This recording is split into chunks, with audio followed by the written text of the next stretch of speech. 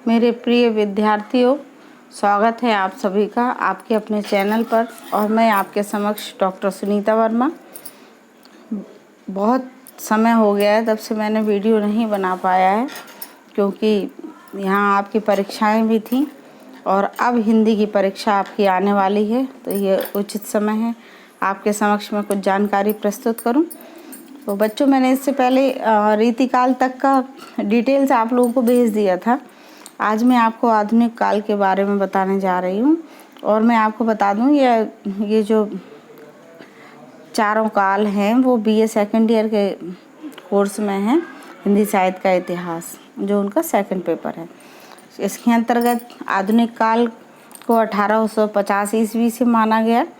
नामकरण के लिए जो है इसको देख लीजिएगा आपकी गद्य काल जो कहा है, हिंदी साहित्य के इतिहास को गद्य काल कहा आचार्य रामचंद्र शुक्ल ने, वर्तमान काल कहा मिश्रबंधु ने, और आधुनिक काल कहा डॉक्टर राम कुमार वर्मा ने। ठीक है, इन्हीं तीनों में से कोई एक क्वेश्चन आ जाएगा कि किसने किसको क्या कहा हुआ है। फिर आगे बढ़ते हैं। ये देखिए शॉर्ट फॉर्म में दिया है, मैं बहुत ज़्यादा समय नहीं लूँगी, ना बहुत ज़्यादा बोलूँगी। जो मेन पॉइंट हैं उसको मैं आपके समक्ष दे रही हूँ, इसको धीरे धीरे बढ़ा रही हूँ। तो वीडियो आप पॉज करके देख लीजिएगा और नोट कर लीजिएगा, समझ लीजिएगा। ये देखिए, हिंदी गद्य का उद्भव और विकास। ठीक है, कहाँ से इसका उद्भव कहाँ से हुआ? बल्लभाचार्य जी के पुत्र गोसाई विट्ठल थे, वो श्रृंगार रस मंडन के द्वारा हुआ। तो इतना तो नहीं, लेकिन ठीक है, आप देख लीजिएगा अपने अकॉर्डिंग। 84 वैश्वन की वार्ता गोसाई गोकुलनाथ के द्वारा है। और ये जो देख रहे हो ना बच्चों आप, ये जो दिख रहा है ना आपको, ये रचना, ठीक है, रचयिता, इसको पढ़ लीजिएगा आप। इसमें मैं इम्पोर्टेंट बता देती हूँ आपको। एक तो ये आपका सुख सागर, चंद छंद वर्णन, प्रेम सागर, ठीक है, रानी केतकी की कहानी, नासको केतोपाख्यान, इनके विषय में इनका ये जैसे रानी केतकी की कहानी किसने लिखी? तो ईशान अल्लाह खान ने लिखी। नासकेतोपाख्यान किसने लिखा? सदल मिश्र ने। प्रेम सागर लल्लू लाल जी ने। तो ये कुछ रचनाएं, इनको याद रख लीजिएगा।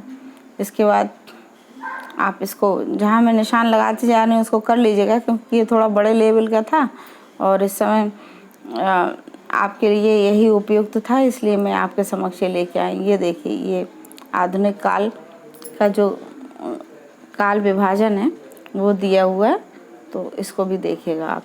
भारतेंदु काव्य को 1857 से 1900 ईस्वी तक भारतेंदु काव्य, इसके बाद 1900 से 1920 ईस्वी तक द्विवेदी युगीन।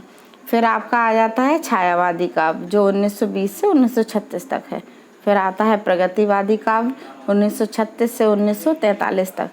फिर प्रयोगवादी काव्य 1943 से 1953 तक। और इसके बाद नई कविता जो 1953 ईस्वी से वर्तमान तक का। ये इम्पोर्टेंट है, इसको आप कर लीजिएगा। ठीक है, जहाँ मैं निशान लगा रही हूँ इसको आप तैयार कर लीजिएगा, ये आपके लिए काम आएगा। इसके बाद आप देखिएगा, इसमें आइएगा तो हाँ, इसके बाद आप भारतेंदु हरिश्चंद्र के बारे में आपको पढ़ना है। भारतेंदु बाबू हरिश्चंद्र, इनके मौलिक नाटक है वेद की हिंसा हिंसा न भवति, चंद्रावली, ठीक है, विशेष विषमोत्सधम। इसमें से कोई भी ये याद कर लीजिएगा आप। फिर ये देखिए, क्वेश्चन आंसर आपके शुरू हो जाते हैं यहाँ से। बहुविकल्पी प्रश्न।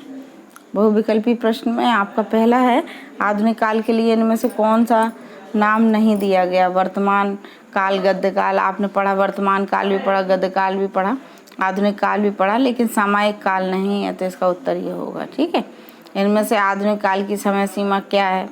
तो अभी मैंने बताया आपको 1850। फिर 252 वैष्णव की ये किसने लिखी है? तो ये गोकुलनाथ ने। 84 वैष्णव की वार्ता, ये भी गोकुलनाथ की है। ठीक है, ये जो इम्पोर्टेंट है मैं उस पर निशान लगा दे रही हूँ, क्योंकि आपके लेवल में इतना है नहीं है, तो जो आपके लिए रहेगा पाठ्यक्रम में, तो मैं उसी के अकॉर्डिंग आपको इसका निशान लगा देती हूँ, ज़्यादा बेटर रहेगा। तो इसको हाँ, ये और थोड़ा सा आप देख लीजिएगा। क्या रहे हो? डेढ़ लाख का है पूरा एस्टीमेट। अरे अब जाएंगे पर संडे को पता करेंगे। फिर इनके अनुदित नाटक हैं विद्या सुंदर, मुद्रा राक्षस, ठीक है, और भारत जननी। इसके बाद ये अंधेर नगरी, भारत दुर्दशा और प्रेम तरंग, प्रेम प्रलाप, फूलों का गुच्छा,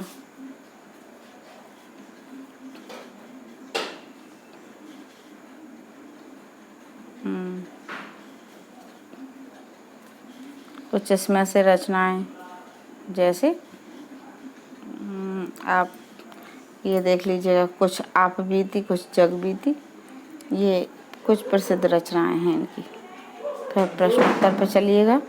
प्रश्नोत्तर पे जब हम जाएंगे तो हम ये देखते हैं जैसे भारतीय युग का अन्य नाम क्या है, पुनर्जागरण काल कहा जाता है इसको।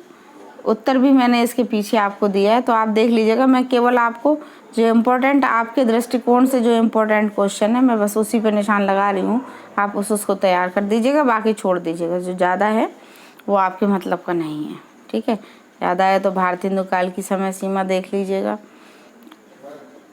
चौथा वाला ये देख लीजिएगा, और भारतीय हिंदू युग की पत्रिका कौन सी नहीं है ये देख लीजिएगा। हिंदी प्रदीप के संपादक, ब्राह्मण पत्र,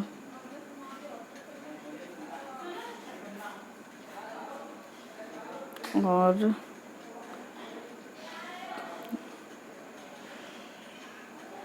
शिव प्रसाद सितारे हिंद, राजा शिव प्रसाद हैं, तो राजा शिव प्रसाद सिंह की कौन थे उसको भी देख सकते हो। फिर इसके बाद आते हैं लक्ष्मण, राजा लक्ष्मण सिंह की रचना। इधर हम देखते हैं ब्राह्मण पत्र के संपादक, ये भी इम्पोर्टेंट है। आनंद कादम्बनी वाला, ये भी इम्पोर्टेंट है आपके लिए। और आगे देखते हैं हम भारतीय हिंदू युग में गद्य की भाषा कैसी थी, ये इम्पोर्टेंट है, ठीक है। भारतीय हिंदू युग में काव्य की भाषा कैसी थी, गद्य और काव्य कैसी भाषा थी, ये पता होना चाहिए आपको। और भारतीय हिंदू युग के कौन कौन से कवि हैं, मतलब 3 हैं और 1 नहीं है, तो देख लीजिएगा आप। इसके अतिरिक्त भारतीय हिंदू युग के गद्य लेखक किस रूप में मिलते हैं, प्रायः हमें नाटक के रूप में मिलते हैं।